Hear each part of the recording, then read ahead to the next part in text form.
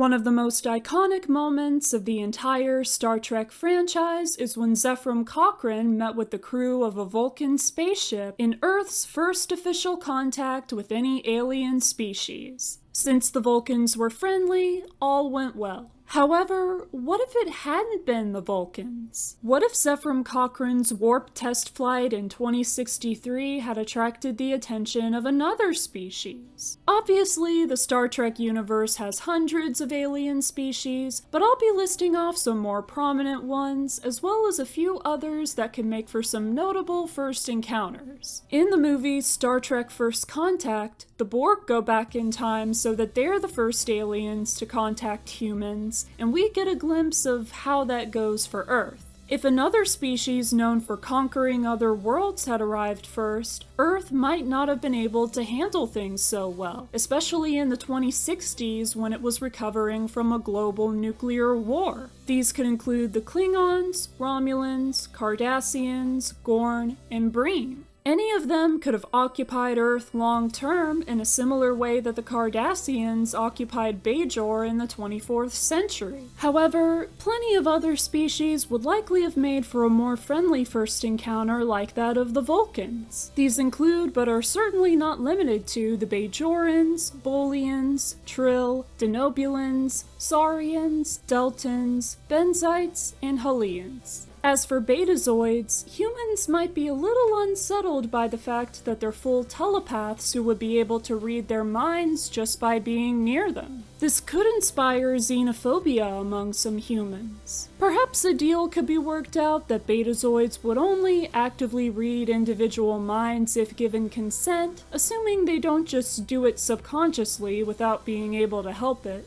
There are some species for whom first contact could go either way. Tellarites are known for arguing as their primary way of interacting with others, particularly those they have just met, so it may take a moment for humans to figure out that they're not being hostile. Andorians are rather warlike, but they're not known to conquer entire planets and the species that live on them, so although there may be some tension at first, a benign relationship could develop in time. Orions might be received well as long as they didn't take any slaves or do any pirate-style raids. Same with the Nausicaans. The Xindi weren't influenced to attack Earth until the 2150s, so a prior encounter might have been more friendly. The Xindi might even deeply sympathize with Earth's war-torn condition, as their own civil war had completely destroyed their homeworld only about 30 years prior. Some species being the first to make contact with Earth could produce some interesting situations. Interactions between humans and Cretaceans would definitely break down as soon as the Cretaceans witnessed humans eating in public, which they equate to public intercourse. If Zaldans had made first contact, they would have reacted negatively to humans being friendly or polite towards them, since they always take such behavior as not being genuine.